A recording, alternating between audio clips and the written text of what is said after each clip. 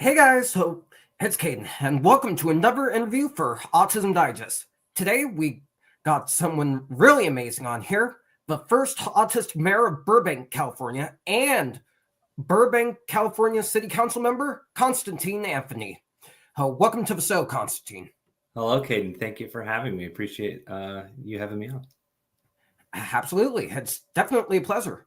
Now, for anyone who might not know your story, can you explain exactly what you do in your own words? Yeah, sure. So in 2020, I was elected to the Burbank City Council. That is a small city of about 100,000 people just to the north of Los Angeles.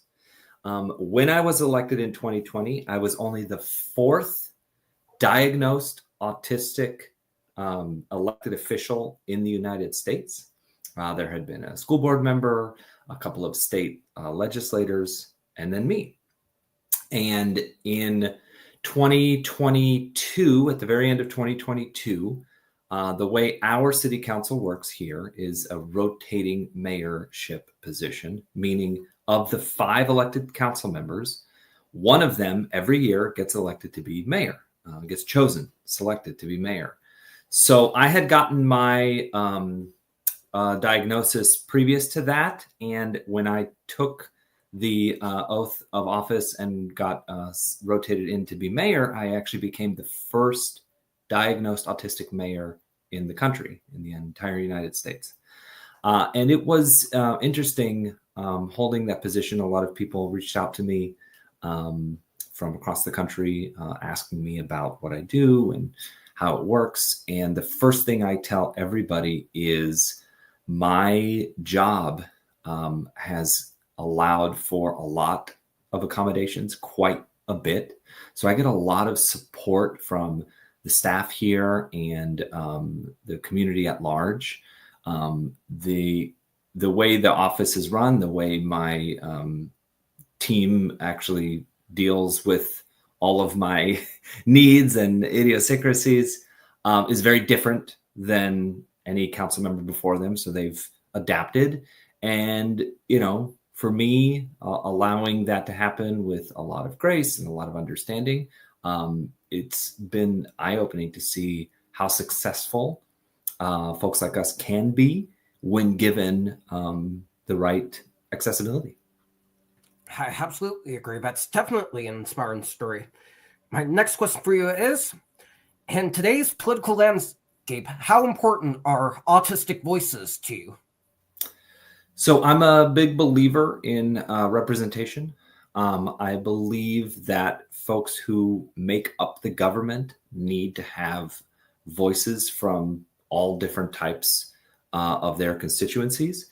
And so just me being in office, not just here at the city level, but my involvement in county and state and federal issues, I get to talk to a lot of elected officials who ask me questions about me and the autistic community, neurodiversity at large, disability rights in general. And I'm able to convey a lot of the experiences that our community has had.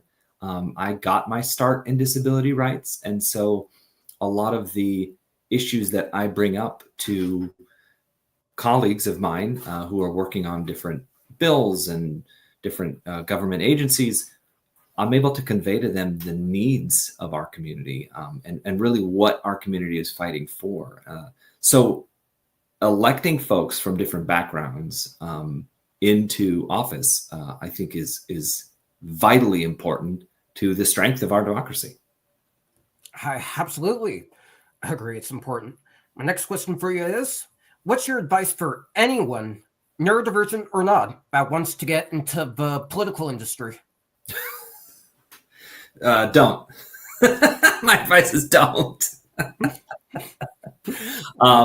There's two kinds of people that get involved in politics: people who want to help, and then people who are in it for themselves. So if the first question you ask me is, how do I get into office? My first response to you is, you're probably not the kind of person who should be in office. If you want to be in office, you shouldn't be. The only reason I ran, I was not a politician. I was an actor, actually. I did comedy. I was telling jokes and doing improv and TV shows and movies and stuff.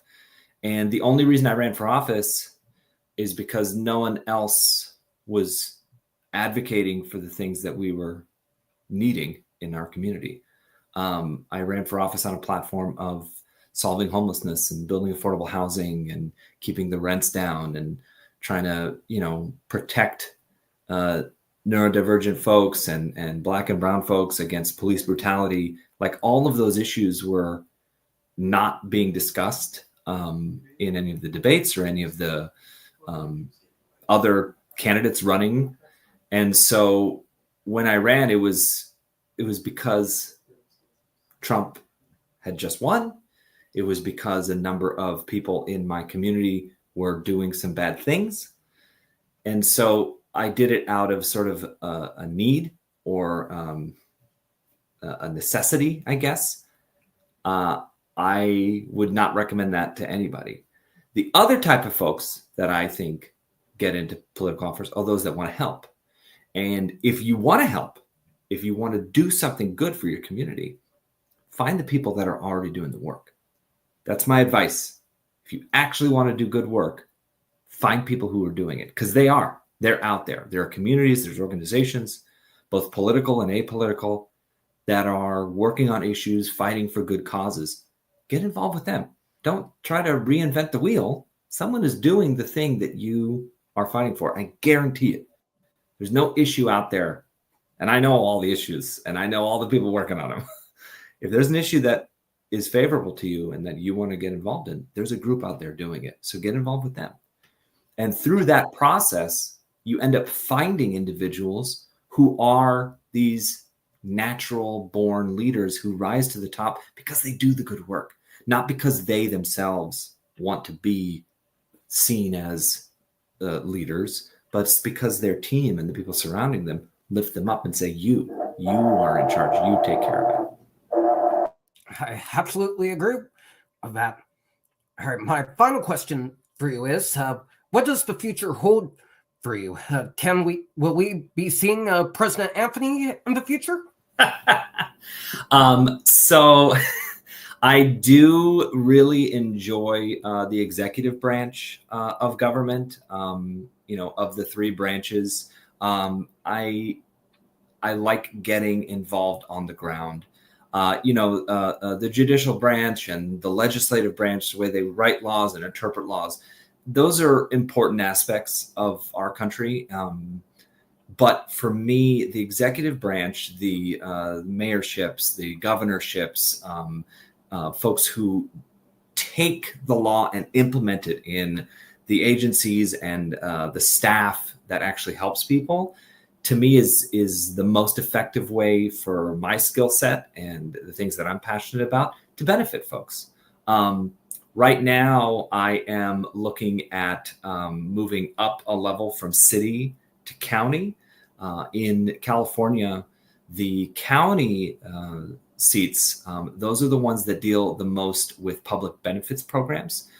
City councils, they do a lot with like police and fire and libraries and how you build your housing and how you build your roads and all of that. When you get to the county level in California, those are the folks that do a lot of homeless services. They do a lot of disability support services. They help out with all of the independent living resource centers. So those are the kinds of institutions and the kinds of programs that I'm very interested in expanding and making more efficient so they help more people. Those are the places I think where the most good meets the most people. So that's what I'm working on. It's called county supervisor, and that's the next position that I am looking for. I'll definitely be watching it closely. Thanks for coming on, and that's going to do it for this interview. If you guys want to see more amazing interviews, be sure to like, comment, and subscribe. Thank you guys so much for watching, and we'll see you in the next one. Nice seeing you, Kadin.